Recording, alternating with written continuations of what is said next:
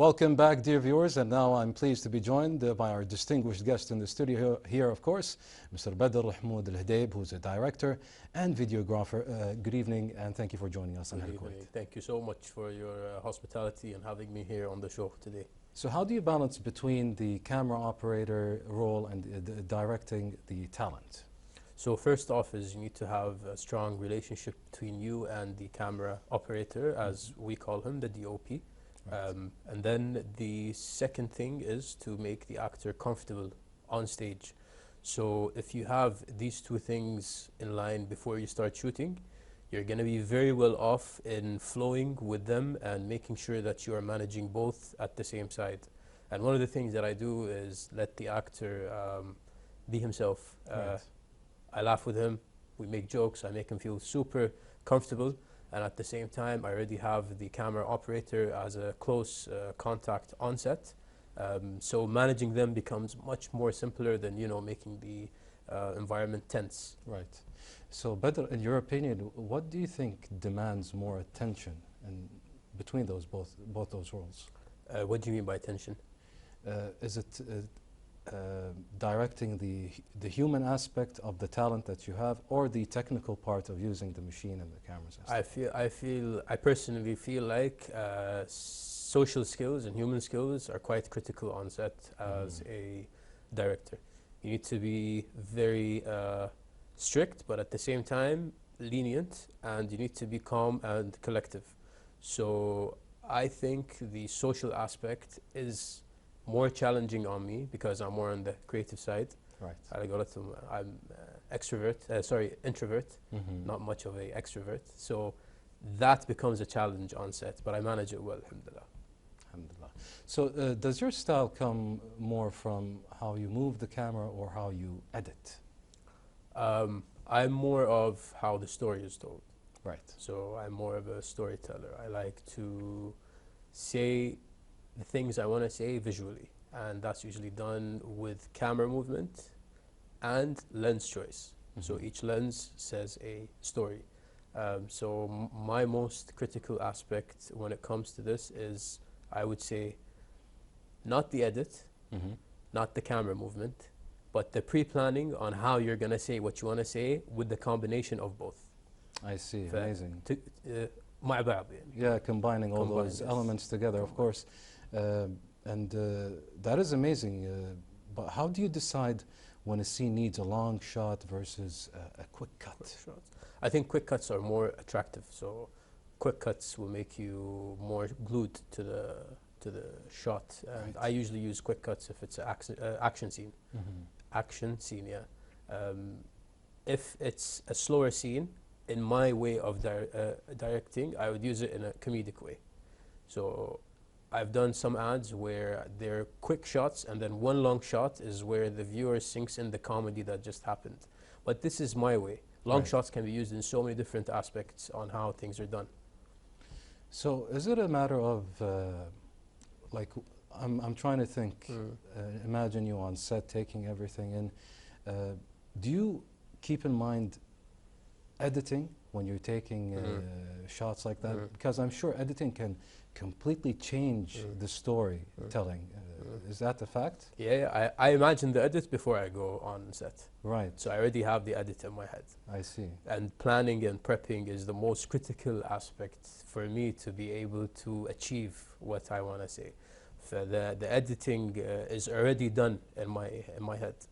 Even sometimes I would do what is called a prep shoot, which is you film it with, let's say, a phone or a normal camera, and you know how the flow is going to be before actually shooting the commercial. Right. So what is the hardest part of turning a script into a visual story? Imagination. You need to have a wild imagination on where each shot goes or how to compose each shot. I think that's the challenge part. And how much of the final look is planned versus found during the shoot? Everything is planned. Everything is planned. Very rarely do I shift off of my storyboard. I would do so in small cases. Let's say if there is an external factor affecting what I'm doing. Let's say there's I'm supposed to shoot outdoors and there's too much traffic, things that I don't have control over, Right. then I would probably compromise. But I'm pretty much shot for shot, script for script. Has there been any cases where improvisation made it into the final cut? One time we were at Kubbal, we were shooting an ad at Kubbal, and we were there at 4 a.m. and it was summer. 4 a.m. 4 a.m. before the sun came out, Mhm. and we were shooting a commercial, and we stayed there until 5 p.m. So during that time, That's over 12 hours. yeah, and it Yeah. was critical summer, like midsummer. It was like 52, 53 at some point. Amazing. We were going through hell. We were going through hell. But at the end, we had so many obstacles. One of them being the model getting sunburnt.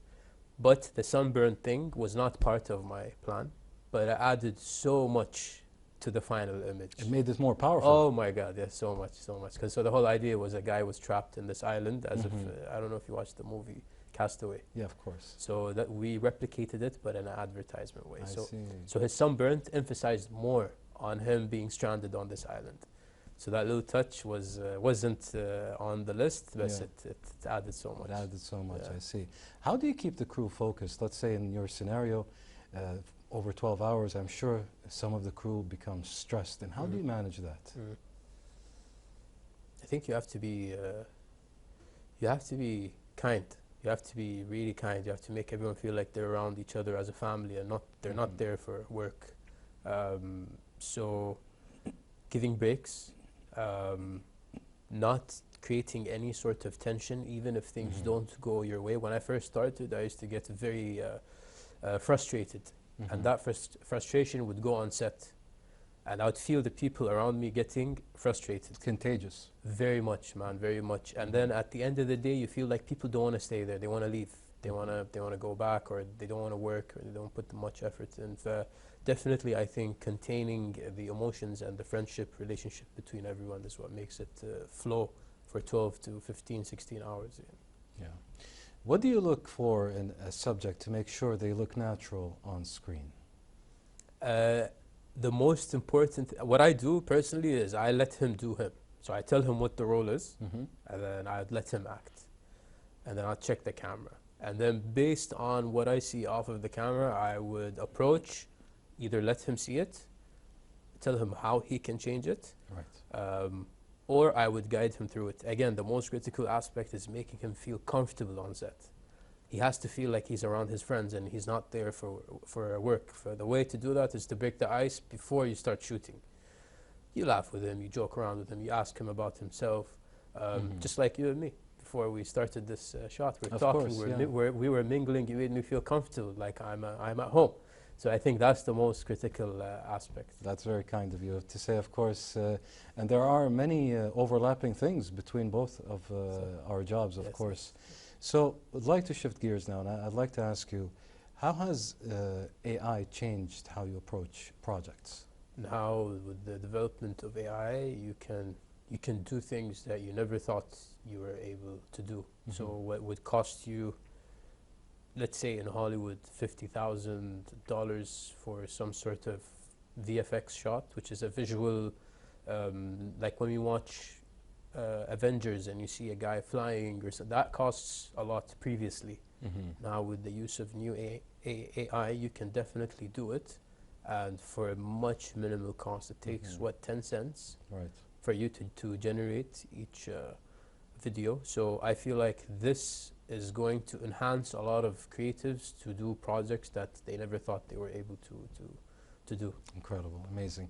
Now, of course, we'd like to pause there, and we do have some report we'd like to show our viewers, and we'll be right back to the questions, Bader. Dear viewers, as usual, everyone behind the scenes have been working diligently to bring you the best content, and with that, they have prepared this report. Let's watch it together. We'll be right back. Stay tuned.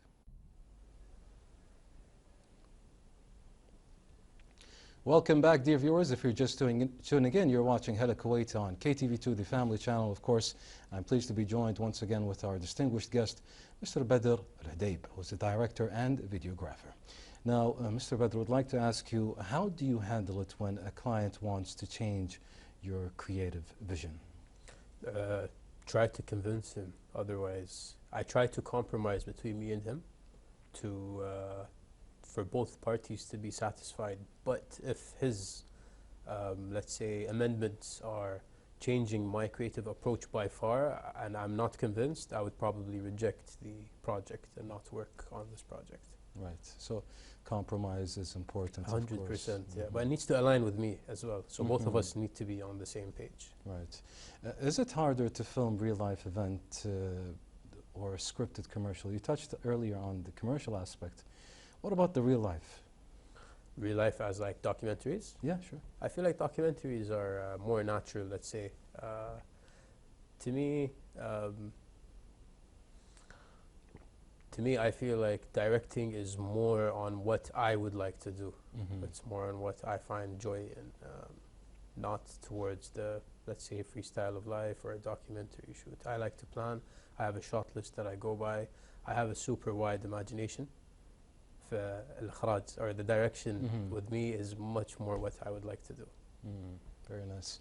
How do you stay creative when working on a project that feels a bit repetitive? I used to work on these projects. Let's say, like, when I first started, I used to do social media and I used to do contracts with companies, and these contracts did get very repetitive and they drain you out.